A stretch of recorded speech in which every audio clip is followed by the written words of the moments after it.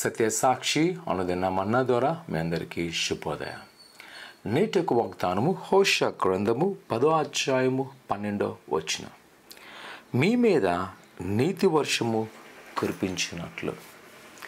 హోషేయ ప్రవక్తను కానీ చూసినట్లయితే దేవుని యొక్క ప్రేమ గురించి తెలియబడుతుంది. ఆయన తన ప్రజలను ఎంతగా ప్రేమించాను. ఆయన ఒక దేవుడిగా వారి దగ్గర లేడు, కానీ ఆయన ఒక భర్తగా, స్నేహితుడిగా, తండ్రిగా వారితో ఒక సన్నిహితమైన సంబంధం కలిగి ఉండడానికో ఆయన ఇష్టపడుతున్నాడు.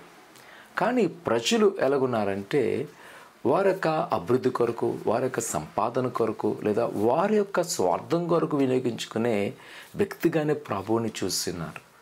అదే హోషేయ గ్రంథంలో మనకు కనబడుతుంది. తన ప్రజలు ఆయన ఎప్పుడు నిరాకరిస్తున్నారో వారి మీద ఆయనకున్న ప్రేమను హోషేయ గారి యొక్క జీవితం ద్వారా తెలియజేస్తున్నాడు. అని అంటున్నాడు, నా నీతి మీ మీద కురిపిస్తున్నాను.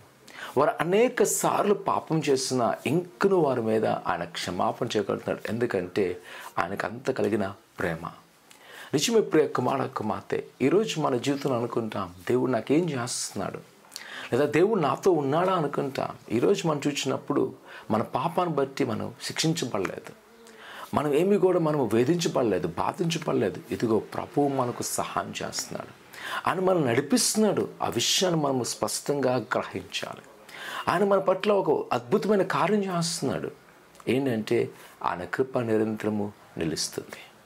ఆయన ఎన్నడూ మనల్ని విడిచిపెట్టలేదు, ఆయన ఎన్నడూ కూడా మనం వెలువేయలేదు. ఆయన మనకు సహాయం చేస్తున్నాడు.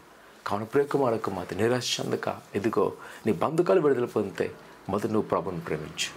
ఆయనను ప్రేమిస్తున్నాడు కనుక నీవు ఆయన ప్రేమించు. ఇదిగో ప్రభు నీకు సహాయం చేయబోతున్నాడు. ప్రార్థన చేసుకుందాం.